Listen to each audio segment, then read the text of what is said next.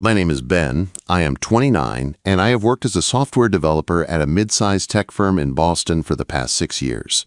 It is one of those jobs where you show up on time, focus on your code, and head home without much noise.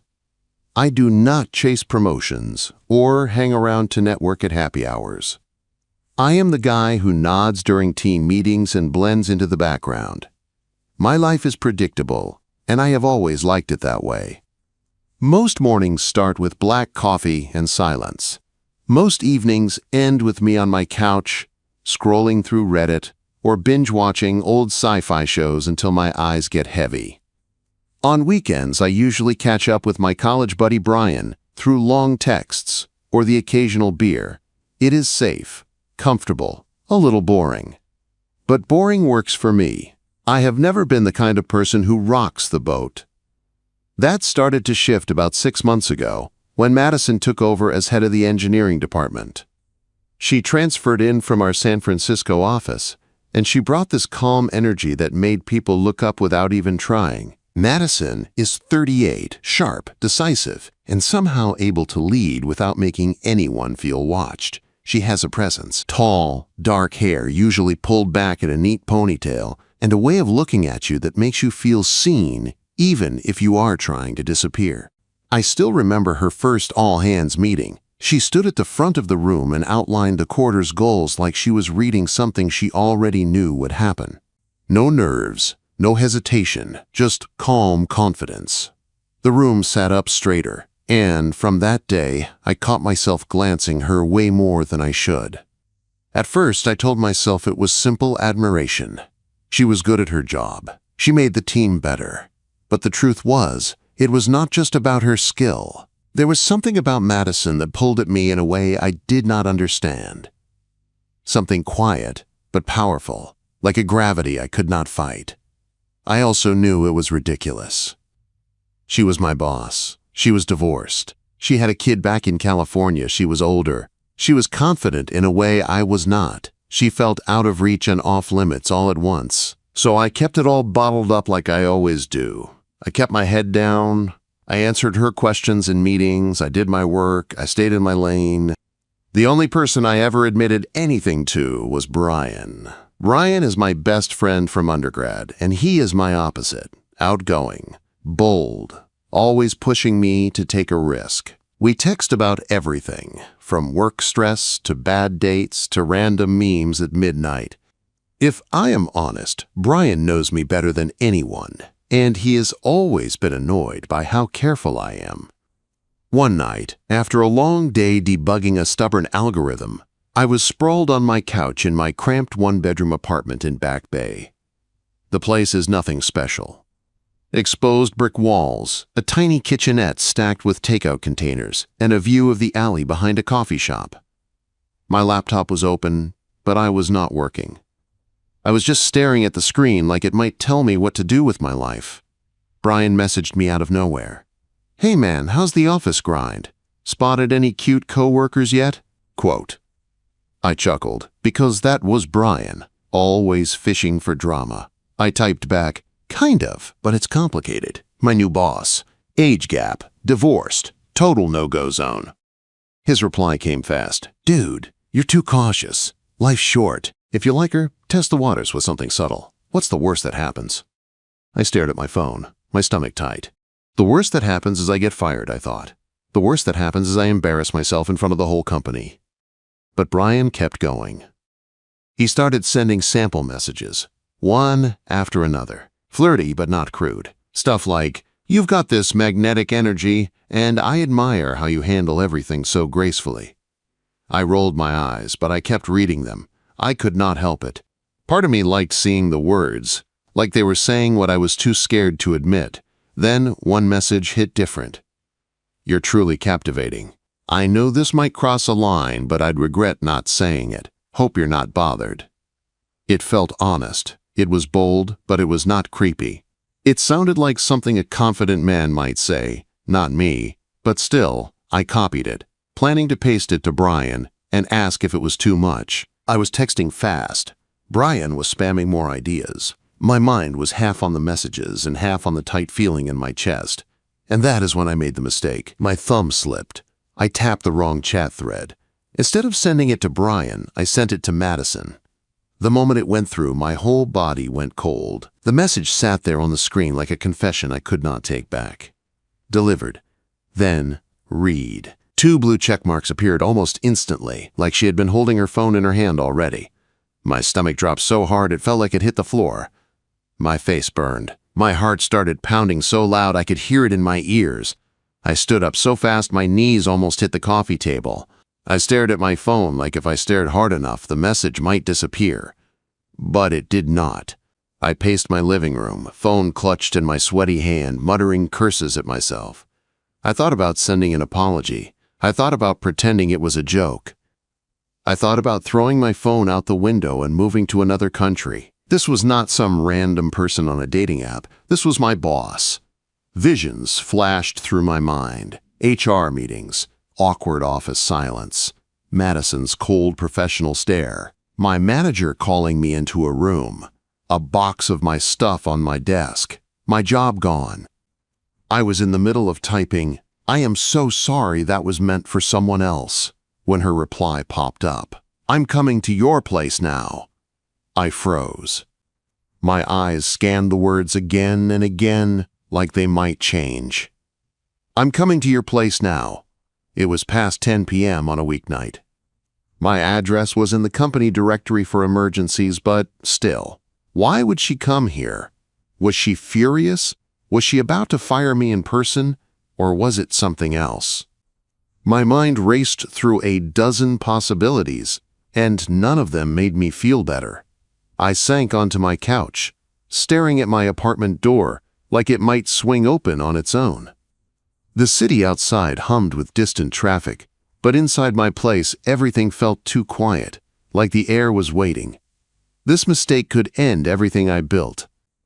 Or, in some twisted way, start something I never saw coming, and as the minutes ticked by, all I could do was wait for the knock that would change it all. The knock came sharp and insistent, echoing through my quiet apartment like a thunderclap. I stood there for a second, frozen, before forcing my feet to move. My hand trembled as I reached for the doorknob. My mind was still spinning between fear and disbelief, and a part of me expected the worst. When I opened the door, Madison stood in the hallway like she belonged there. Her coat was draped over one arm, her hair slightly tousled from the cold night breeze. Her face was calm, but her eyes were locked on mine with an intensity that made my throat go dry. She did not look angry. She looked focused, like she had made a decision and was not backing out of it. "Ben," she said, steady and direct, "I need to talk." I stepped aside without thinking, letting her in. The moment she crossed the threshold, the air in my apartment changed. It was like her presence filled every corner, every shadow. She glanced around my cramped living room, the mismatched furniture, the exposed brick, the stack of unread books on my coffee table, and the faint glow from my laptop screen. She did not comment. She just hung her coat on the back of a chair like she had done it 100 times, then turned to face me. I closed the door behind her. The click sounded loud in the silence. Final. "I'm so sorry," I blurted out, the words tumbling out before I could stop them. "That message wasn't meant for you." I was texting Brian, my friend. "I copied it wrong. I didn't mean to send it. Please don't think I was trying to." She lifted a hand and cut me off. "Ben, stop," she said. Her voice softened just a little, but her gaze did not move. "If it was a mistake, fine. But you sent it, and I read it. So let's not pretend it didn't happen." My mouth went dry. I swallowed, feeling like I had been caught in something I could not talk my way out of. She took a step closer, not invading my space, but close enough that I could smell her perfume, something clean and subtle. Madison tilted her head slightly. "You called me captivating," she said. "You said you'd regret not saying it, but now, standing here, you can't even repeat it." I felt heat crawl up my neck. She was right. The words had felt safe behind a screen, bold when I was alone on my couch. But with her standing in front of me, with her eyes on me, it was real. Too real. I looked down for a second, then forced myself to meet her gaze. "You're right," I said quietly. "It wasn't entirely a mistake." Her expression changed, just slightly. A small crack in the calm, like she was listening closer now. I took a breath, trying to steady myself. I do think that about you, I admitted. You've been on my mind since you took over. Not just because you're my boss, but because you're incredible. The way you handle everything, the team, the projects. It's inspiring.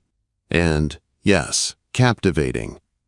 My voice sounded steadier than I felt. But I know it crosses a line, I continued. You're my boss. There's the age difference. You're divorced. You have a kid. I get it if this makes things awkward. I couldn't keep pretending I didn't feel anything. Madison stood there for a moment, watching me like she was weighing my words. Then she let out a slow breath and leaned back against the edge of my tiny kitchen counter. For the first time, a small smile tugged at her lips. Not teasing, not mocking, almost relieved. "Awkward, Ben," she said softly. "You have no idea." She gave a quiet laugh and shook her head. "Do you know how many times I've lingered by your desk?" she said, pretending to check on a code review just so I could talk to you a little longer. My heart stuttered. Or how many times I caught myself wondering what you're like outside the office. I stared at her, barely breathing. "You," I said. "You've thought about that?" She nodded and her eyes turned serious again. "It's not one-sided," she admitted, "but I've been careful. After my divorce, I promised myself no complications at work. My ex was in the industry too, and things got messy." Her voice dropped, quieter now. "And my son is in California," she continued. "Most of the time he's with his dad. I'm trying to rebuild stability. I'm trying to be smart." She paused and her eyes held mine. "But then there's you," she said. "Quiet, reliable, thoughtful. You don't try to impress anyone, and somehow that's what makes you stand out." The room felt smaller and warmer at the same time. My apartment, my safe little place, suddenly felt like a space where something huge was happening. I moved toward the couch without thinking, then hesitated, like I did not know what to do with my hands or my body. Madison noticed and sat first, tucking one leg under her like she was trying to feel comfortable, like she was trying to remind herself she was just a person sitting in a room, not a boss in an office. I sat down too, leaving a careful space between us. My heart was still racing. For a moment, neither of us spoke. The only sound was the faint noise of traffic outside and the hum of my old fridge in the kitchen. Then Madison started talking, and it was not about work. She told me about her marriage, how it started with passion and excitement, how they were both ambitious and in love with the idea of building a life together. Then the long hours came, the travel, the stress, the slow drifting. "It wasn't one big explosion," she said, staring down at her hands. "It was 1,000 small things. 1,000 days of feeling like I was carrying everything." She looked up at me. "I gave up a lot," she said. "Friends, hobbies, even parts of myself. And now at 38, I'm trying to figure out who I am again." There was a quiet sadness behind her words. Not heavy, just honest. Like she had been holding it in for too long. I found myself talking too, without planning to. I told her about growing up in a small town in Ohio where everyone knew your business. How moving to Boston for college felt like freedom. How I stayed because the job market was good and my routine was easy. "I've dated," I said, rubbing the back of my neck, "but nothing ever stuck. I think I've always been waiting for something real." Madison's eyes stayed on mine, steady and open. "And then you showed up," I admitted, my voice quieter now, and I kept telling myself it was nothing, that it was a crush, that it would pass. She did not look away. The space between us felt charged, like the air was holding its breath. I could feel the warmth of her body, even without touching her. It made me nervous and comforted at the same time. At one point, she reached out and touched my arm. It was brief, gentle, but it sent a shock through me, like my skin was waking up. "Ben," she said softly, "that message caught me off guard, but in a good way." She swallowed, and her voice turned more quiet, more personal. "It's been a long time since someone saw me like that," she admitted. "Not as the boss, not as the woman who has everything together, just as me." I did not know what to say. My chest felt tight. So I just nodded, and I let the silence sit between us, not awkward, just full. Time passed in a blur. Midnight slipped by without us noticing. We talked like two people who had been holding back for months and finally had permission to be honest. When Madison glanced at her watch, her eyes widened slightly. "I should go," she said. "Early meeting tomorrow." She stood, smoothing her sweater, and I stood too, suddenly feeling like I did not want the moment to end. I walked her to the door. My hand hovered near the doorknob, and for a second, we just stood there, facing each other. Madison's gaze softened. "I don't know where this goes," she said quietly. "If it goes anywhere." My heart thumped. "But tonight," she continued, "I got to be myself. Thank you for that." Then she opened the door and stepped into the hallway. She turned back one last time, and her lips curved into a soft smile that made my stomach flip. Then she left, and the door clicked shut behind her. I leaned against it, exhaling a breath I did not realize I was holding. My apartment felt too quiet again, but it was a different kind of quiet now. Not boring, not empty. Alive with possibility. And the most confusing part was this. I still had no idea if I was about to have the best days of my life, or ruin everything with the woman who had just walked out of my door. The next morning, I woke up with that strange feeling you get after something unreal happens. Like your mind is trying to convince you it was a dream, but your body still remembers the tension. I stood under the shower longer than usual, letting hot water hit my shoulders while my thoughts looped the same questions. Would Madison act like nothing happened? Would she avoid me? Would I walk into the office and feel everyone's eyes on me, even if no one knew? When I got to work, the world looked normal. The same lobby, the same badge scan, the same smell of coffee and printer paper. I sat at my desk and opened my laptop like I always did, pretending my hands were not shaking inside. Madison ran the morning stand-up like she always did. Calm voice, clear direction, no hesitation. She talked about sprint goals, deadlines, priorities. She did not say my name any differently than anyone else's. She did not look at me longer than she should. For a moment, I almost believed I had imagined her in my apartment. Then, later that day, she walked past my desk and stopped. "Your fix on that ticket was solid," she said, voice even. I looked up, and her eyes met mine for one extra beat. It was not dramatic. Just enough to let me know she remembered. Just enough to make my chest tighten. "Thanks," I said, keeping my tone professional. She nodded and kept walking. That was it. That was all. But somehow it was worse than I expected, and better at the same time. It meant we were still careful. It meant we were still real. I told myself I would not text her. I told myself I would give it time. But that evening, when I was back in my apartment, staring at my microwave like it might cook my frozen dinner faster if I glared at it, my phone buzzed. It was Madison. She sent a photo of a mug of tea sitting on a clean kitchen counter. The caption was simple, "Winding down." "You?" I stared at the screen and felt my face soften without my permission. It was innocent enough that it could be nothing. But it was also everything. I replied with a quick photo of my sad meal and a short line. "Same. You're doing better than me." Her response came a minute later. "You need real food. That place you order from is ruining you." And just like that, something started. At first, our texts stayed light, safe. We shared work-friendly things like articles about tech, a funny meme about code reviews, a podcast recommendation. But even when the words were simple, the feeling behind them was not. Every message carried that quiet question we were both holding. What are we doing? Where is this going? A week passed. Then another. We avoided texting during office hours. We never stood too close in the hallway. We never gave anyone a reason to look twice. But there were small moments. A glance across a conference room.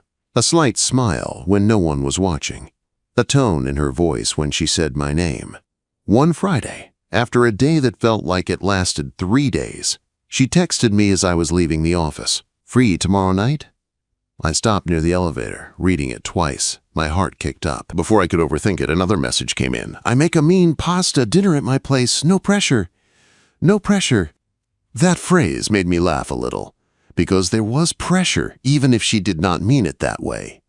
The pressure of crossing a line you cannot uncross. The pressure of wanting someone you are not supposed to want, I typed back. Yeah, I'd like that. The next day, I spent too much time picking a shirt. I hated myself for it. I wanted to act like I did not care. But I cared more than I had cared about anything in a long time. Madison lived in Cambridge, in a cozy apartment with big windows and warm lighting. When she opened the door, she looked different than she did at work. Softer. Not because she was less strong, but because she did not have to hold herself like a leader in front of a team. Her hair was down, dark and loose around her shoulders. She wore a simple sweater and jeans, and she smiled like she was actually happy to see me. "Come in," she said. "I hope you're hungry." Her place smelled like garlic and basil. There were small touches everywhere that made it feel lived in. A few plants by the window, framed photos on the wall. One photo caught my eye right away, a boy with a wide grin and her same intense eyes. "My son," she said when she noticed me looking. "He's got your eyes," I said without thinking. Her smile was quiet. "Yeah, he does." We ate at her kitchen island. Pasta, a glass of wine, simple food, but the night felt anything but simple. We talked about normal things at first, like movies and work stress and the weird people you meet in Boston. Then it shifted into deeper territory without either of us pushing it. She told me about her divorce, not like a dramatic story, but like a lesson she never wanted to repeat. "It wasn't one big fight," she said, twirling pasta slowly. "It was years of drifting. Two people who stopped choosing each other." I listened, and I did not try to fix it. I just stayed with her in the truth. Then she asked me something that made my stomach turn. "Do you regret that message?" she asked. "The one that started all this." Quote. I held her gaze and answered honestly, "No." Her eyes softened, and for a second her hand moved across the counter. Her fingers brushed mine, light and careful.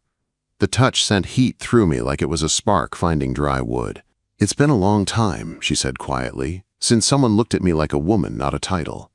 I turned my hand and let my fingers lace with hers. My voice came out lower than I expected. "I see you," I said, "not just the boss."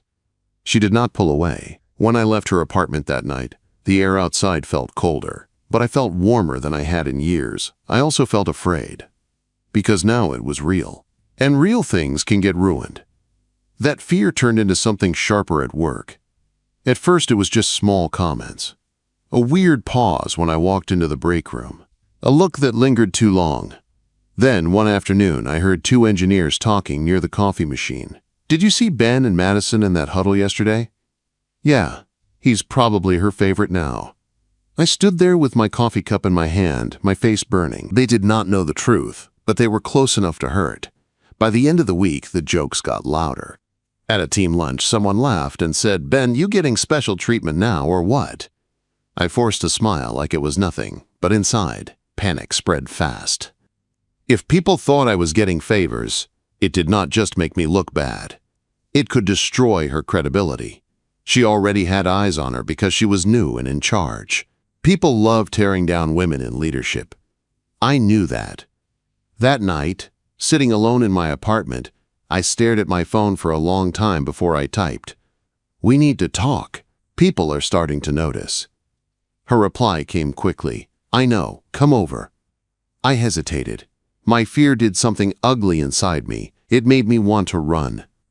It made me want to protect myself by pushing her away first. I typed the message I hated. "Maybe we should pause. Just until things cool off."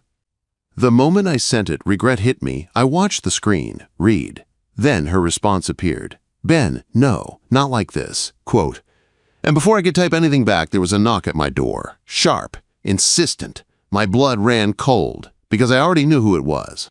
I stood up slowly, staring at the door, and I realized the next thing I did might decide everything. The knock hit again, harder this time, like the person on the other side had no patience left for fear. My heart was pounding as I crossed the room. I opened the door, and Madison stood there with rain on her hair and a look in her eyes that made me feel both guilty and exposed. "Let me in," she said. It was not a request. It was a decision. I stepped aside, and she walked past me, shaking water from her coat. The room felt smaller the moment she entered, like all the air was now shared between us. I closed the door behind her, and the click made my stomach twist. She turned toward me, and for a second she just looked at me like she was trying to understand how I could say something so hurtful with a few words on a screen. "You want to pause," she said, "after everything we shared." I rubbed my hands together, trying to calm myself. "Madison, people are talking." Her jaw tightened. "I know. They're making jokes," I said. "They're acting like I'm getting favors. Like you're playing favorites. It's not fair to you. You're the boss. You're already under a microscope. This could ruin your credibility." She walked farther into the living room, then turned back, her eyes sharp now. "You think I don't know what people say about me?" she asked. "You think I don't hear it?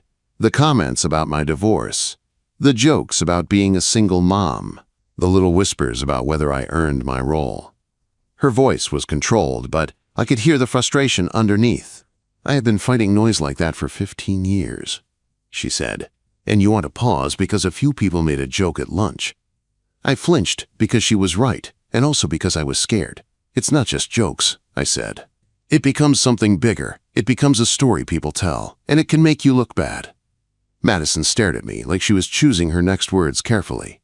Then she stepped closer, and her voice got quieter, more real. "Ben, I walked away from my marriage because I was tired of pretending," she said.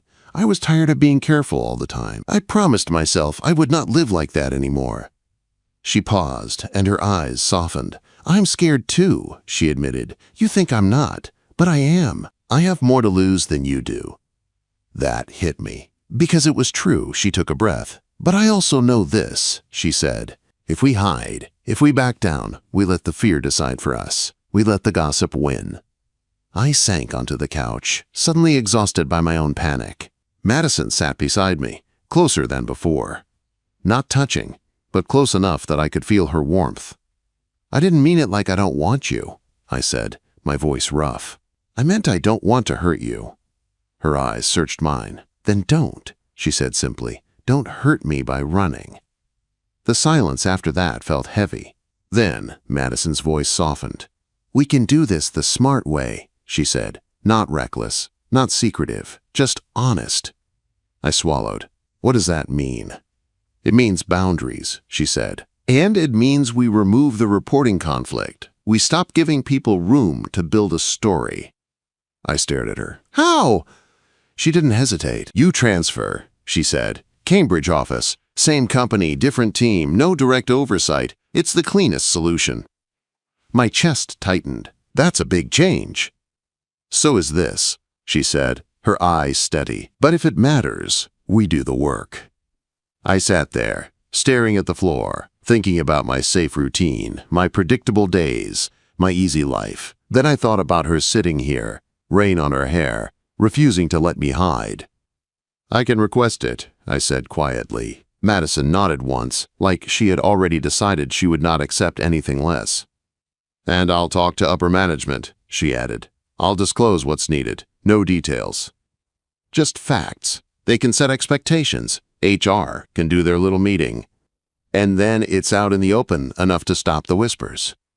The idea made my stomach turn, but there was also relief in it. Relief in not sneaking. Relief in not living in fear. We talked for hours, going through every angle. Company policy. How to handle it at work. How to keep things professional. How to protect her position and protect my job. Madison was calm, but I could see the weight behind her calm. She wasn't just fighting for us.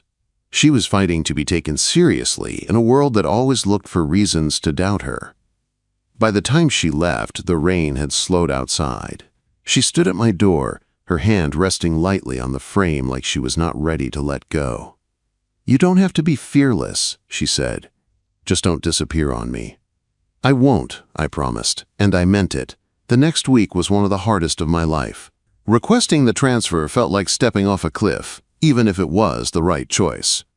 I kept my explanation simple. Career growth. New challenges. Different projects. No drama. I expected questions, but to my surprise, it moved quickly. The company loved internal mobility. It made them look good. Madison scheduled her meeting with upper management. She did not tell me every detail, but she told me enough. They asked the usual questions. She said over the phone later that night, "Are we keeping boundaries? Is there favoritism? Are we prepared for optics?" "Were they angry?" I asked. "No," she said. "They were cautious, but not angry." Then she laughed softly, tired but relieved. "They mostly sounded like they didn't want paperwork," she said. "HR will do the standard talk." That's it. The rumors didn't vanish overnight, but they changed. When my transfer went through, people stopped making jokes like I was trying to climb a ladder. They started assuming I was just leaving for better work. Some looked confused. Some looked curious. But the gossip lost its sharpness once it had nowhere to stick. On my last day in the main office, Madison kept things professional like always. But when the day ended, she found me near the elevators.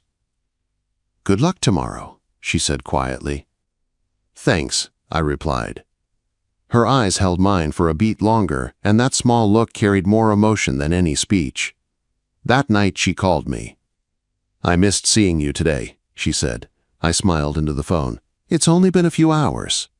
"I know," she said, "but still." Quote, there was a softness in her voice that made my chest ache. My first week in the Cambridge office felt strange. New faces, new routines. But there was also peace. No sideways glances. No jokes. No whispers. Just work.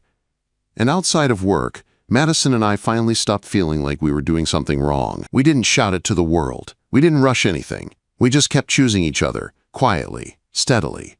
A few weekends later, she invited me to her apartment again. We cooked dinner together, laughed in her kitchen, and sat on her couch with our shoulders touching like it was the most natural thing in the world. At one point, she turned toward me and said, "You know what's funny?" "What?" "If you hadn't sent that message," she said, "I think I would have found a reason to come into your world anyway." I let out a breath. "So you're saying the mistake wasn't really a mistake?" She smiled, and it was the kind of smile that made me feel like I was exactly where I was meant to be. "It was a push," she said, "a push you needed. A push I needed too." Quote, I looked at her, this woman who had walked into my quiet life, and made it feel alive, and I realized something that scared me and calmed me at the same time. My safe world had been comfortable, but it had never been full. Now, with her, it finally was. And the strangest part was, it all started with one flirty text that was never supposed to be sent.